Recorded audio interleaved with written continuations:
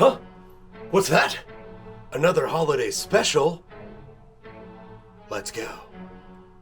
Yes, the Dr. T Show is keeping up with our now yearly tradition, and this year I gathered some friends and family to celebrate with. This year may be a little tad longer than last year. So, let's get festive, play the bit, crank out the jolly jests, and get this thing started.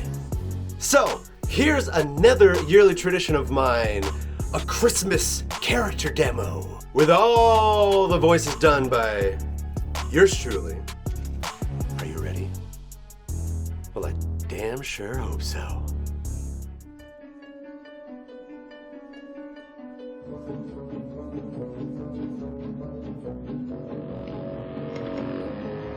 This time,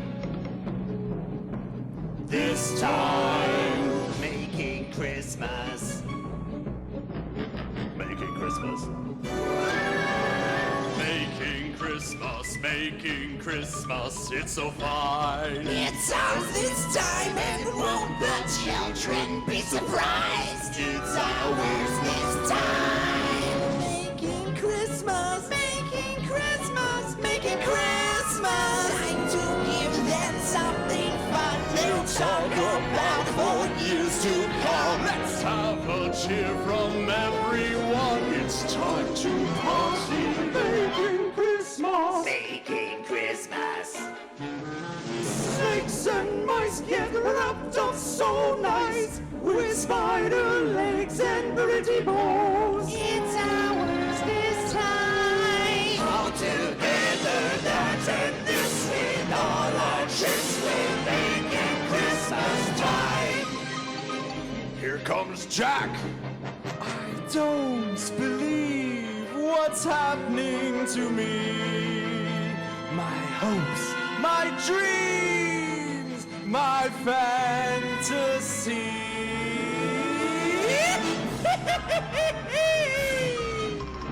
Won't they be impressed? I am a genius. See how I transform this old rat into a most delightful hat.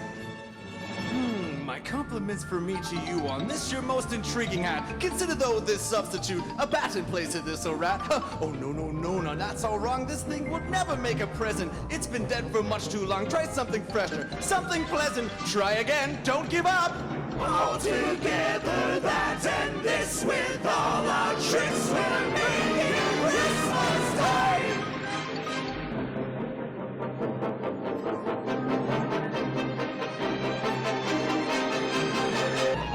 This time, it's ours!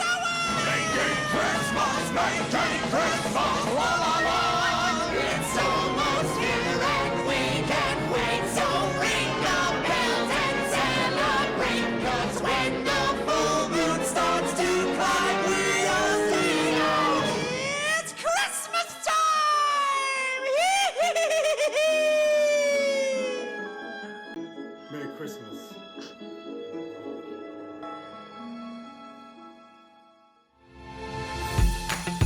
I've got to make this quick. I'm at a family function.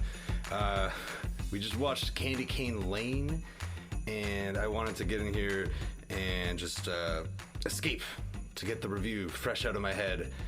And yes, my Uncle Jericho is here as well. I apologize if he wanders in, but I'm sure he will.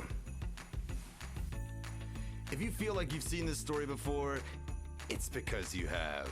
The main character needs to rediscover their Christmas spirit. There is a huge Christmas decoration contest. They are stuck in the past of the good old days and must embrace the new and accept his kids' lifestyles and choices.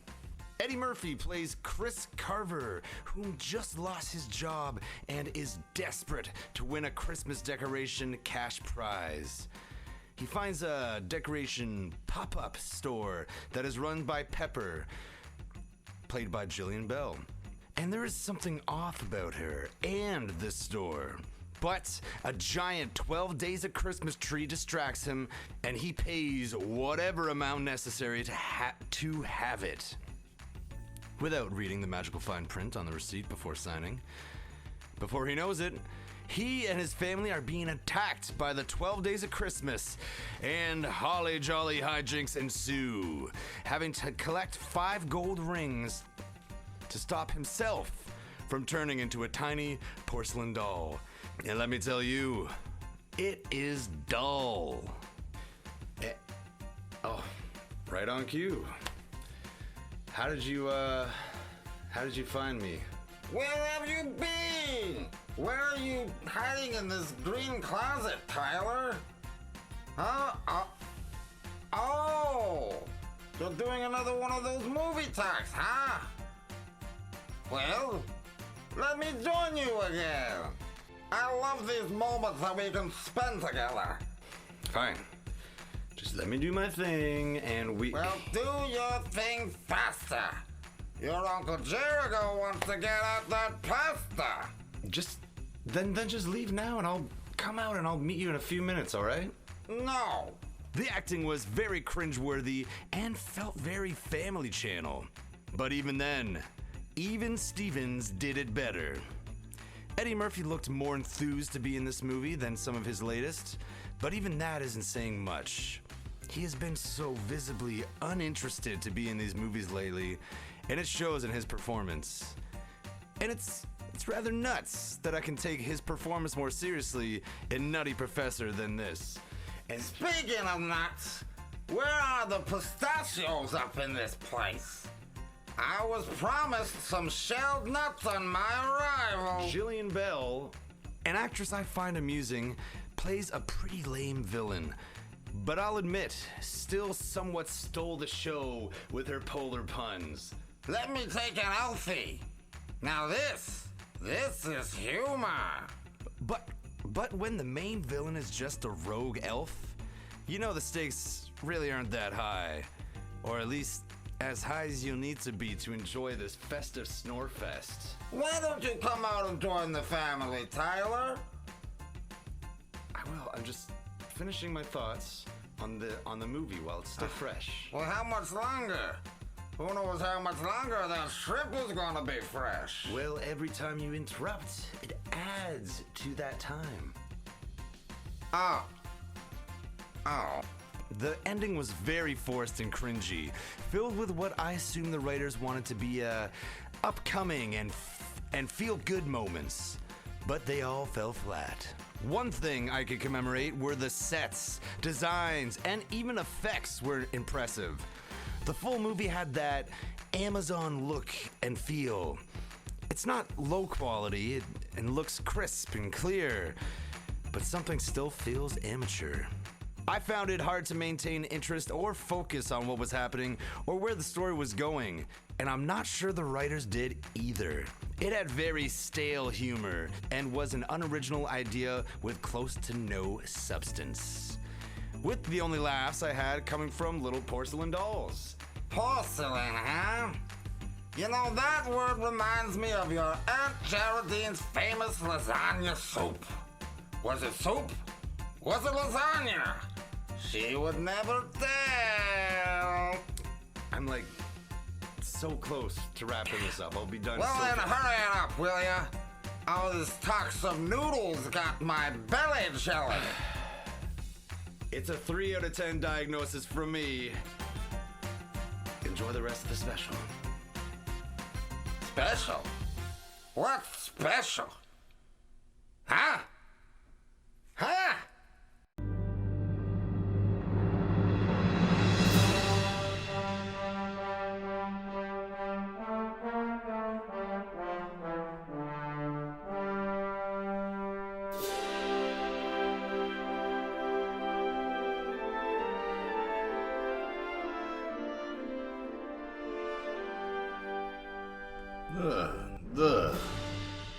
Welcome to story time with Yuri. One moment.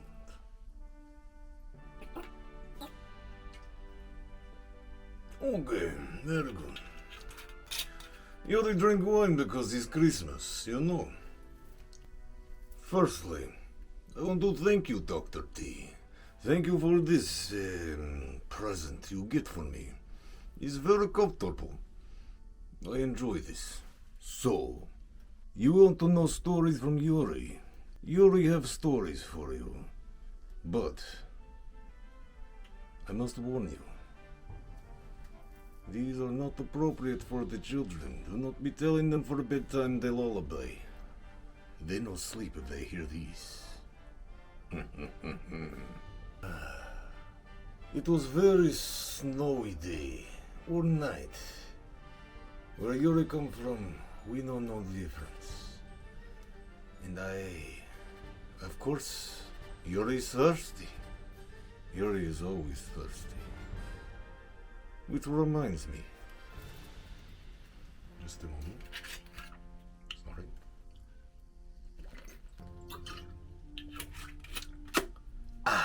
Yuri do not believe in refrigerator. You know, no need for it. It make you pay for power, makes you pay for the cold. Where I come from, everything is cold. I want to tell this. How to tell this? So, Yuri go out looking for beverage in the shed.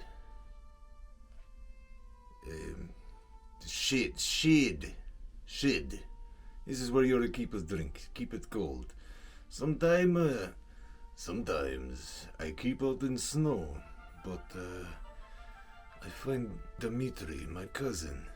He takes Yuri's vodka. No longer does Dmitri take Yuri's vodka. Yuri go out for drink, and he bring this lock onto his shed. No more still vodka from him. He unlock his shed, but all he smell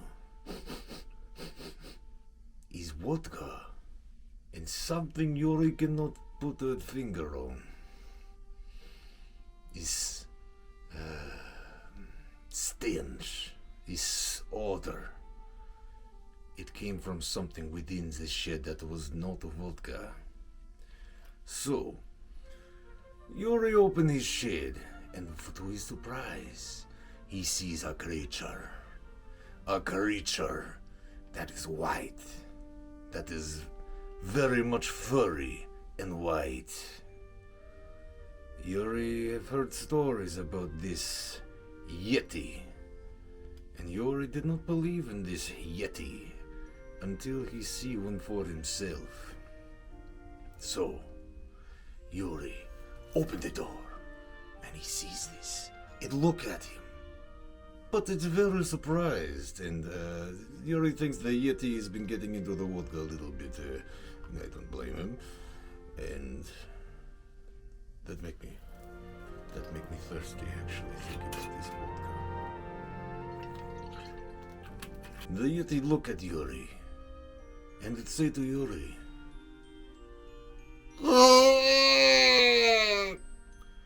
of course, Yuri no speak Yeti, so Yuri tried to speak Yeti back at him. Yuri go, "Wah! Wah!" And we have conversation for a little bit. Actually, we make friends, me and Yuri and the Yeti. It respond to me, I respond to it. But after we start cracking some of the vodka, Yuri noticed that this Yeti, it looked a little familiar. Yuri's memory isn't the best, but this Yeti, there was something about it that Yuri remember. So, I asked the Yeti, in Russian, but I do English for you. Where you come from? Why are you here? Why you pick Yuri's shed to take the vodka? To Yuri's surprise, the Yeti responded,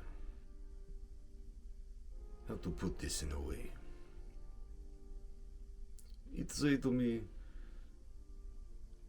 I have not had a holiday for over 16 years. I have been working my Yeti ass off for 16 years. Yuri felt some empathy, so Yuri gave him more. The Yeti thanked Yuri, but with a kind of judgmental feel. It started to feel a little bit judged, but Yuri no judge him. Yuri no judge anyone. Maybe you, Dr. T, a little bit. But this Yeti stand up, and it is tall. And it looked down on me, and it say to me, Yuri, why you get in my face? What is your problem with me, huh? Yuri say, hey, no problem at all. We drink some more, we have some more fun together. But this does not let up the Yeti. The Yeti go, no, I see it in your eyes. You are judging me. Of course, Yuri is not one to not stand his ground. I stand up and I say, listen to me, Yeti. Yuri have plenty patience, but not one to mock my character. So me and this Yeti, we start to throw these at each other. The Yeti has me pinned down, and this is when I realize, this is no Yeti. This is Yuri's neighbor Franco. Franco.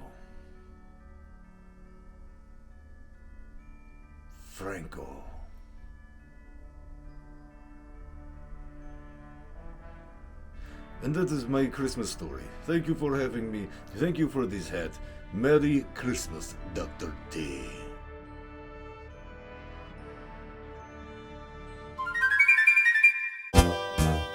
Oompa loompa doopity, don't waste your time with this one. We get a prequel to the original Willy Wonka and the Chocolate Factory movie from 1971. It dived into a world of blurred imagination as we see Wonka arrive in a European city to fulfill his dream of opening his very own chocolate shop at the Galleries Gourmet. The chocolate cartel is not fond of this and find dubious ways to shut him down. He is tricked into staying at a laundry/boarding house run by Mrs. Scrubbit and her henchman, Bleacher. He can't read, so he does not notice the fine print while signing a contract, signing away over 20 years of his labors to pay them back. Again, with the not noticing the fine print, what is everybody doing not reading the fine print around here? Leading him to sneak out and finding ways to sell his chocolate underneath the policemen's noses and taking down the chocolate cartel while making some wonky friends along the way. This previewed how Wonka wasn't even the wonkiest of the characters. Almost everyone else was more interesting and outshined him. The most annoying being the jingle of pure imagination being used whenever the writers wanted an emotional moment that got old very quickly. But the songs did get progressively better, with every voice singing with such noticeable auto-tune. Timothy C. is the most childish William Wonka yet, and that's saying something. But he was still delightfully colorful against such a drab setting, which was comprised of very obvious set pieces. He gave his best, with impressive choreography, but still came off as the kids would say, mid-fam, mid. Hugh Grant, as in his words, Oompa Loompa, provided the most likable and funniest bits of the film. The true peak of the movie was him singing the Oompa Loompa song. The rest just does not encapsulate the original. Sure, maybe they were trying their own thing, but it just didn't have the magic. Well, that's special magic when you think Willy Wonka. But it is still great family fun and a catchy musical with some charming tunes sprawled about. The film was just a little too goofy for me, opposed to being wonky, which is what I was looking for, resulting in a mid diagnosis of 5 out of 10, fam. If you want to dig on some truly magical chocolate, go finna try a Shrooms bar or something.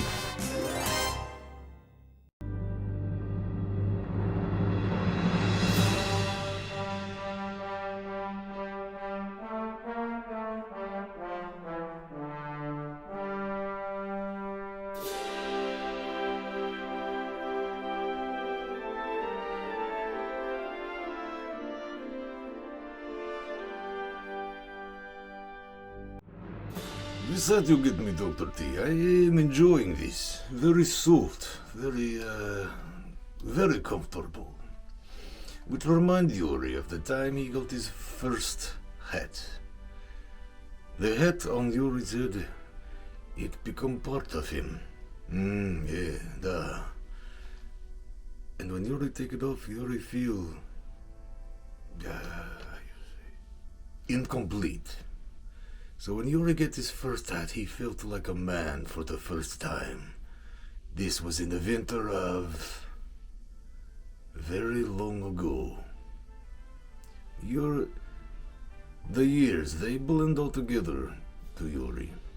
But, with a little help, they can be commemorated.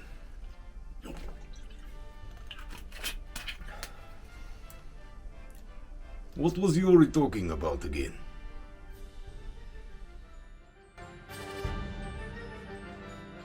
How y'all doing, ladies and DJs? Zebra and the Bandit's gonna be on the Dr. T show. Yeah! Represent the boys for the Zebra&The Bandit. He's back, bro. What's up, guys? I don't know if you can see him. He's wearing an invisible. He's wearing an invisible cloak right now. Oh. Clap twice, Rob. Oh! That wasn't me. So tell me, what have you guys been up to since we caught up at the Horseshoe Tavern that you played with Nothing Special and Il Scarlet? Yeah, bro. That was a good one, man. Yeah, that was a solid show, man. That was fun. Yeah, after that we played a Corktown show with Il Scarlet and a couple other artists as well that were really sick. You almost said Nothing Special again. Bad communication, and it was also the Anthony the Demon Haley. The Demon Haley, yeah, he did some covers, and they had a costume contest as well, which is hilarious. Isaac out there. Isaac made it to the final. I was in the top 3 as Goku. Oh, Goku. It was the guy that did his own homemade. What was it? Corey Taylor. Oh yeah. Corey Taylor on his own full-on costume. So she surrendered my prize to Corey Taylor. Yours is more creative. Yours takes more commitment. You should. My God, you should have seen this guy Corey Taylor. Yeah. It was serious. Yeah. Then ha! Reappears. Whoa! What did you do? How did you do that, Robert? My clothes on. Nice. For an interview. Well, Merry Christmas. Merry Christmas, or Happy Holidays. We started talking about this a little bit, but I want to know each one of you. What are your New Year's resolutions? What are you doing for 2024? What are you giving up? What are you taking in? What can we, the fans, look forward to from y'all? Well, we have been working on a slew of new ideas, and we are really happy with the sound of them. Our songwriting has developed, our sound has developed, our parts have developed. We're really excited for our new stuff, and right now we're kind of tweaking the songs and prepping for studio. Yeah, man. Like we actually had a really dope band retreat where we had a really good time, made some music, experienced with some psychedelics, wrote some stuff, like a lot of freestyle jams that we had a lot of inspirations from. We're using some of those for this album for sure. And then just over the last 3.5-4 years, even longer, we have just a huge catalog, and mostly it's been just picking out which ones we want to put on this one, because we have enough material, I want to say, for like the next few albums right now. But the pandemic, all we did was make music and make new shit, and we haven't really been in studio. We just been in the writing process, so we're all pretty stoked. I know Isaac just made a master list, so I think we're sitting on 30 to 40 song ideas that we're trying to trim down and pick the best ones for the album. That's the hardest part, is really choosing what makes it on the album. I mean, these guys said it themselves. We've been working on new material. You've heard some of it, Dr. T, yourself. We sneak peeked some of it at the Horseshoe and at the Corktown pub, and we've got many more ideas where they came from. I think I speak for a lot of us when I say we are the most excited out of these ideas that we've ever been out of anything that we've created and put out. And I know every artist says that, but it's true when you're always trying to push the boundaries on what you're capable of as musicians. And I don't think anybody should settle for their past work being their best work. I think your best work is always ahead of you. And yeah, I think we're hella damn excited, confident, and fired up using material. That's deep. I'd agree. You guys ever experimented with the didgeridoo yet? We're gonna have lots of new cool sounds and instruments on some of these songs, at least some of them. So we're really looking at the production. Yeah. All right, well let's get a little fun here. Now, since it is a holiday special, if you accidentally killed Santa Claus and gained all of his powers like in The Santa Claus, what would you really do with that kind of power? What are Santa's powers, first of all? Well, I think he is like he can like time travel, because he does the whole thing in one night, right? This guy flies. This guy like toots his nose and he goes up chimneys and he's silent. He creeps. Creeper, eh? No wonder. Yeah, I know, right? Big Red Lobster Man. I'd probably make a point of really enjoying meeting everybody in the world. Yeah, I know. I threw a curveball at you guys. It sounds like you'd have the time to do it too, and have a profile on everybody. It's like almost like what FBI Secret Service shit. I would make it a personal thing to like steal one thing from every house. Nothing big, nothing like diamonds or fancy, but like something that you know somebody's gonna miss, like a toothbrush. If I was Santa Claus, I would time travel into like the past and I'd just buy a bunch of Bitcoin. Imagine Santa buying Bitcoin. I'd buy a bunch of Bitcoin and I'd be like a multi-billionaire right now. What would be your like prime gift from Santa? If you can get anything from Santa.